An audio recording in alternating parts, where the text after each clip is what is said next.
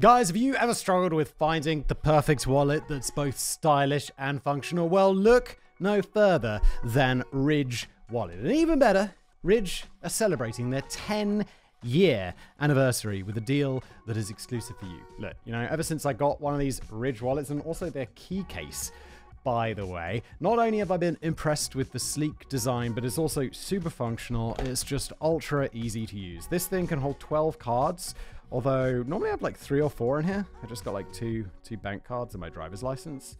Generally what I roll around with, but if you got more, I don't know, library card, supermarket card, multiple credit cards, I don't know what you're up to, but you can fit 12 bad boys in here. They've also got 30 colors and styles right now with this like traditional aluminium black. They've also got this one, I'm not sure what this is called, but I was using this one for a while, and then before that, I used the burnt titanium, so I kind of rotate because they sent me a bunch. So I was like, okay, let's swap them out, why not? Plus, they've got over 50,000 5-star reviews and a lifetime warranty. You can trust that the Ridge wallet is built to last. If you're not convinced, you can test drive it for 99 days, and if you don't like it, just return it and you'll get a full refund. Now, I've had my fair share of bulky wallets, inconvenient wallets, not nice wallets. Ridge is a game changer. And like I say, 10-year anniversary, so you can get an amazing deal. Just go to ridge.com/warographics and you can save up to 40% on your purchase through March 26th. 40% off. So what are you waiting for? It's a limited time offer. Go get one of their products right now. Go to ridge.com/warographics. And like I say, this video is sponsored by Ridge. Thank you, Ridge. And now today's video. It was the United States' forever war, a counter-terrorist intervention that turned into an occupation of years and then one of decades. It was one in a long series of attempts by major foreign powers to take Afghanistan and hold it steady, and the latest in that series to fail in a catastrophic way. Now, most tragically, it was a war that saw the deaths of tens of thousands of Afghan civilians, additionally thousands of coalition forces, and well over 100,000 Afghan fighters from all sides of the conflict. The United States' war in Afghanistan was a brutal affair for the decades it lasted, and one whose shifting mission objectives and insurgent enemy made for a conflict that couldn't truly be won. After 20 years of war, the time finally came for US and coalition forces to withdraw in a precisely engineered tactical retreat that would peacefully transition power to the Western-backed Afghan government. Or at least that was the plan, because what actually happened was a hellish, chaotic attempt to follow the US military's plans in the face of a situation that was rapidly spiraling out of control. In today's video, we're going to explore the coalition withdrawal from Afghanistan from a logistical perspective. The withdrawal is fertile ground to critique US and coalition policy and explore its lasting ramifications for the Afghan people. With a mess of competing objectives and a stunning deterioration on the grounds, the withdrawal was a race against time, against the Taliban and against a seething embarrassment that pushed the boundaries of what the American public could withstand. This is the United States' withdrawal from Afghanistan, what it was supposed to be, why it went wrong, and how much of a disaster it ultimately became.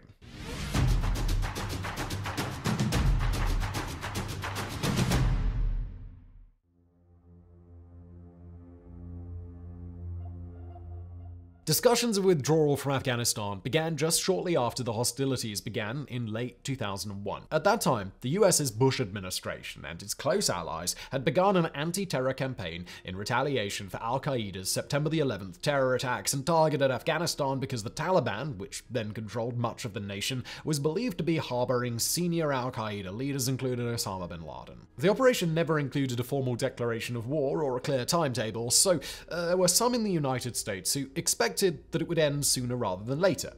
But that did not happen. Instead, an initial force of just over 1,000 troops swelled in size, and although the Pentagon declared major combat finished in Afghanistan by mid-2003, over 20,000 American soldiers were deployed to the nation by late 2004, and by 2009 the number was up to 30,000. This was made worse by a growing Taliban resurgence, which caused newly elected President Barack Obama to order a surge in troop levels. At its peak, the US occupation involved over 100,000 troops, and though these numbers would eventually fall, Obama's second term still saw more troops in Afghanistan than the majority of the world's countries have in their entire militaries. It was around this time that the US began to realize that their long-term goals of turning Afghanistan into a Western-style democracy were probably not going to come to fruition, and under Obama, the White House began making plans for a drawdown.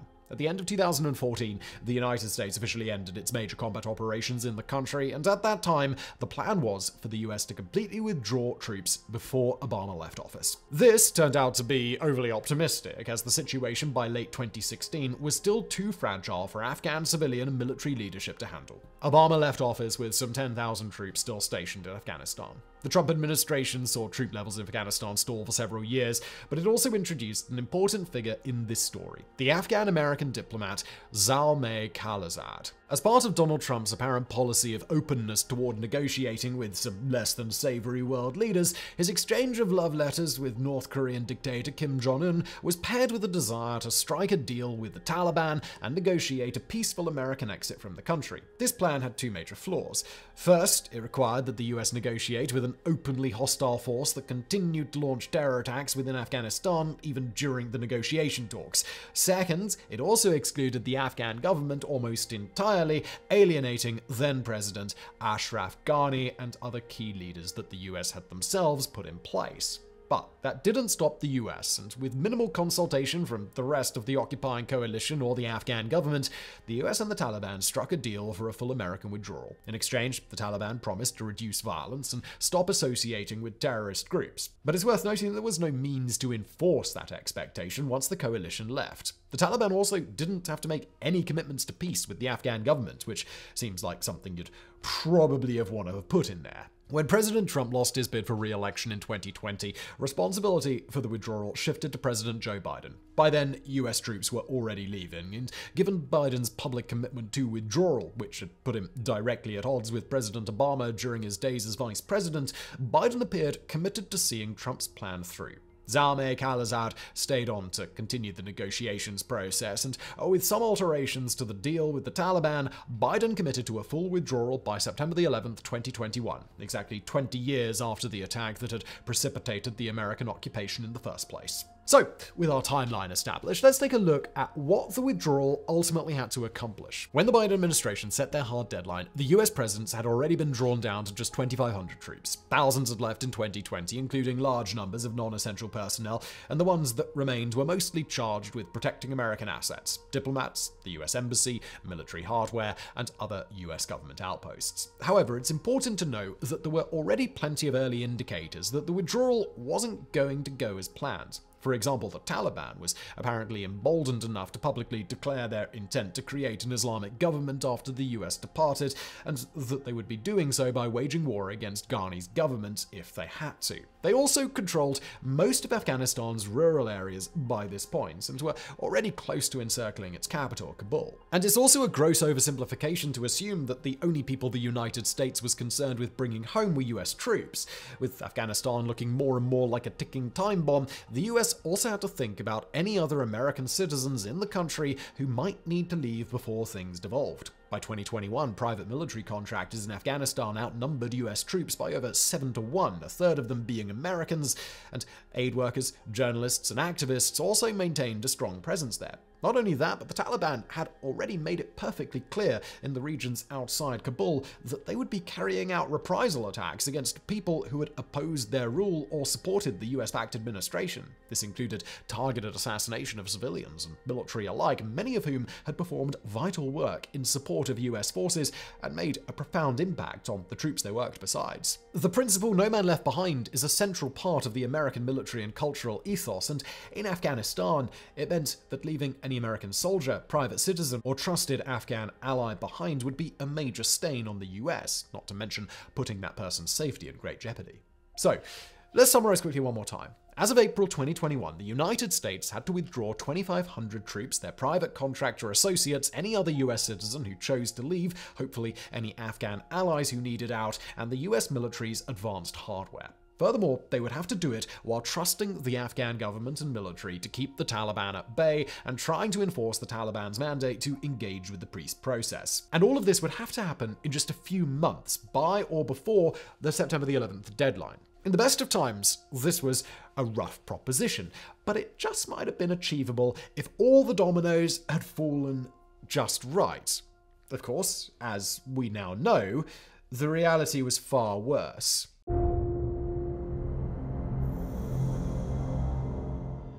About a month after Biden committed to the United States leaving Afghanistan, the Department of Defense confirmed what observers had sensed on the horizon. Not only were the Taliban increasing their attacks on government forces, but they were coordinating alongside al-Qaeda for a large-scale offensive towards major cities and the Afghan government. Zalmay Khalilzad and other US leaders reassured the public that the Afghan security forces and their 300,000 troops would keep up the fight after the US left, and Khalilzad directly refuted concerns that the Taliban would take over quickly.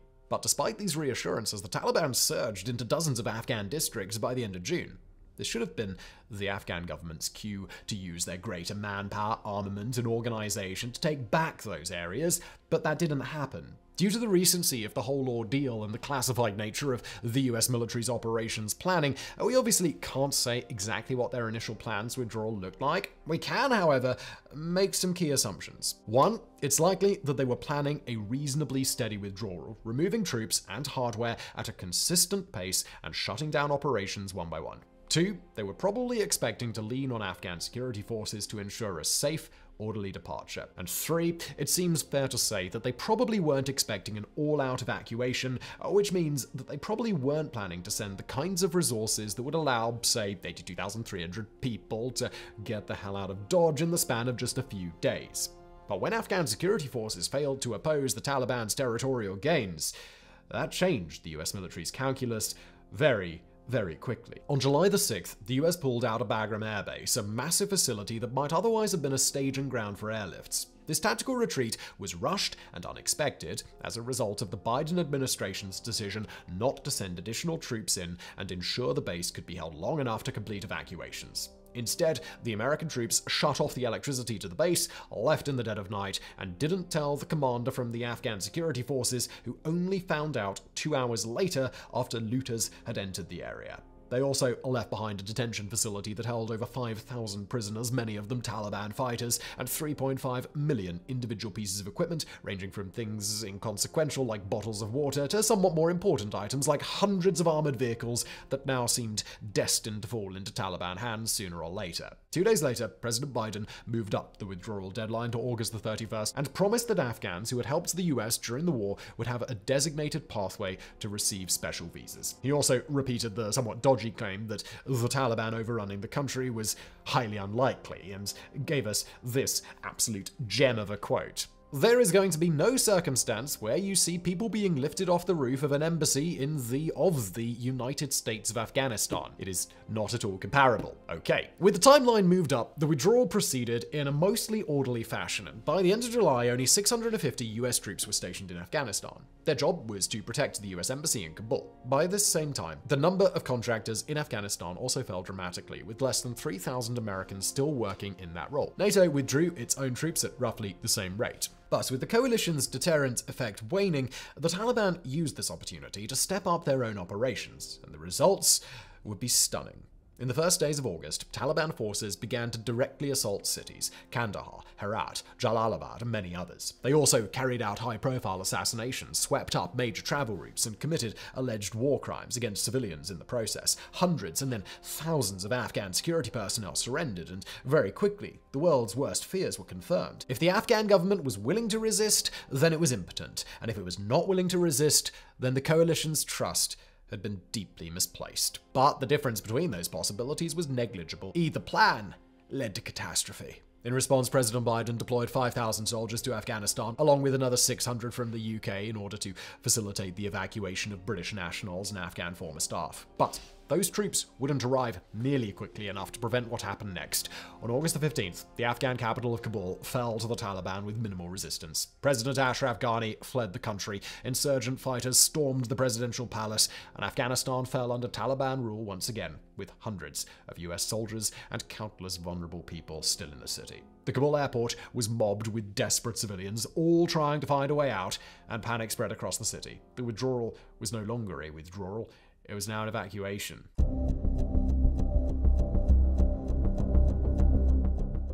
By this time, any plan the US military still had was in shambles. Not only had the Afghan government completely fallen apart, but the chaos in the city meant that evacuating the correct people in time would make the problem even more difficult. The airport was swarmed by crowds desperate to escape the prospect of a Taliban-held Afghanistan, many of whom were not the people the US or NATO were planning to take, and interest in evacuation among people eligible for US assistance also went through the roof. What had once been envisioned as a months-long diplomatic process to shepherd tens of thousands of Afghans out of the country was now a mad dash toward the exit, and anyone who missed the planes out probably was not going to get a second chance.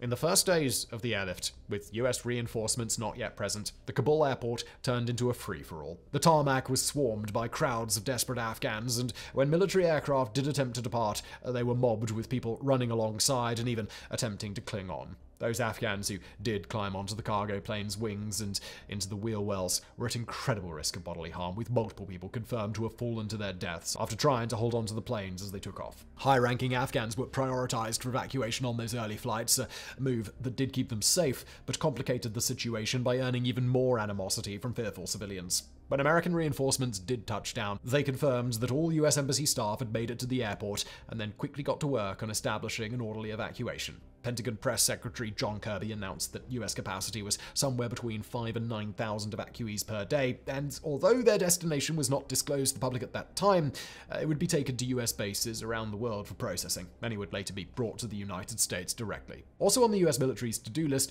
was securing the airport, which had no physical barrier separating it from the city of Kabul. The Taliban was somewhat useful here, establishing a 2-kilometer buffer zone around the airport, but that same buffer zone ensured that other hopeful Afghan refugees would be unable to reach the airport. Next, the refugees would be screened by US troops, and many of them would have to be told they would not receive an airlift. Not only would the troops have to keep order at the airport, they'd also need to get everyone onto the planes safely. Some US military aircraft had left the airport way over carrying capacity, including one that held over 600 civilians in its cargo bay, after those civilians had crammed themselves on board moments before the plane's scheduled departure. The new troops had to prevent those sorts of issues from happening again, and also keep the airspace above Kabul and along the flight path secure from the Taliban, who again had just acquired some nice new hardware from Bagram Air Base. That hardware, if you're curious, included attack helicopters and fighter aircraft, so even once the US planes were in the air, their safety was anything but guaranteed. On the ground, the situation evolved rapidly as pressure from Western media and aid organizations both forced the military to keep on their toes and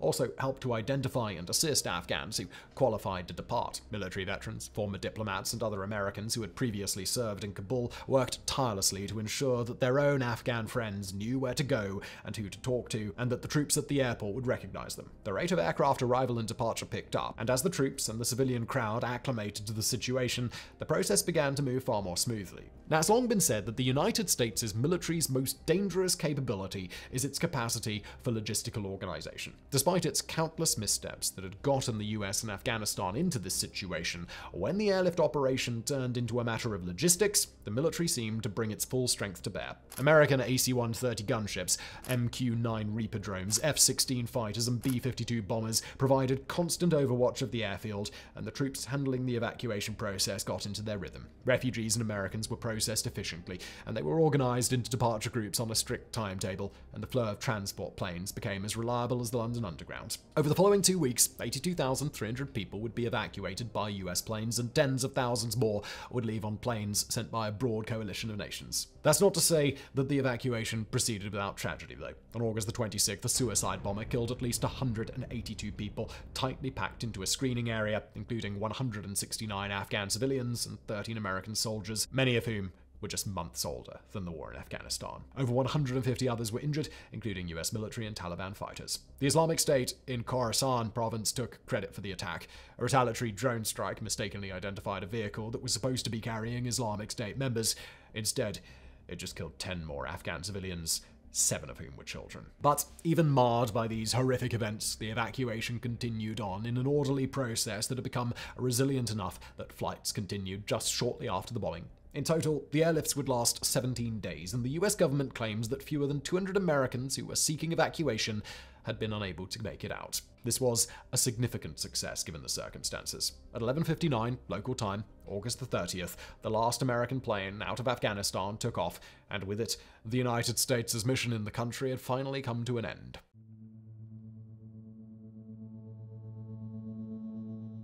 With the benefit of hindsight, it's abundantly clear just how many things went wrong in order to create this sort of debacle. From strategic oversights at the highest levels of government to a fundamental misunderstanding of the situation on the ground to a series of compounding issues that each made the situation exponentially worse, the US withdrawal from Afghanistan was haphazard in its creation and catastrophic in its execution. As we mentioned at the start, we're not focusing on the geopolitics in this particular piece, but suffice to say that Afghanistan and the reputation of the US military are still reeling from these events. When the humanitarian element is separated out for a moment, and we analyze the withdrawal as a logistical project, the reality is no less complex. Time and time again, high-level decision-makers within the US government made inaccurate or faulty calculations, failed to provide the correct support and resources, and operated based on expectations about the Taliban and the Afghan government that were ultimately not correct. Each time they did, they added another level of complication to the entire mix until the nightmare scenario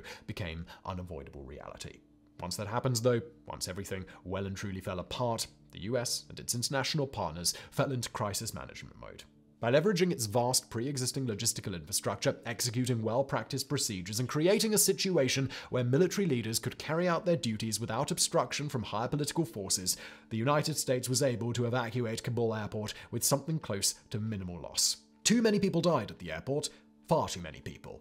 And people were left in Afghanistan who the US government had pledged to rescue. At the same time, the US had evacuated the population equivalent of a small city by air, using a single airport and extremely limited resources in just over 2 weeks. As disastrous and humiliating as the evacuation of Afghanistan was, it's important to remember that it absolutely could have been worse. Had the US responded more slowly to the developing crisis, Kabul's airport may have been overrun or descended into mob violence. Had they failed to secure the facility, many Afghans who had helped the US might have been rounded up or even massacred. Had they not been able to establish order, the one suicide attack at the airport might have turned into 2 or 10 or 100. And if the US had been slower to leverage its logistical capacity or hadn't developed that capacity before the evacuation, a tightly run 2-week operation might have drawn out over months or even created the conditions for the United States to extend the occupation of Afghanistan once more. The human element of the withdrawal simply cannot be ignored. It is inseparable from any other part of the operation, any of its failures, and any of its successes, no matter how bittersweet they were. But as a logistical endeavor, the US evacuation stands alongside any other in its scope and difficulty. It's critical to understand the element that turned Kabul into a ticking time bomb, both on the organizational and the geopolitical levels. And in a world where military occupations of third world countries are still very much in vogue, it's critical to understand just how much can go wrong when they finally end.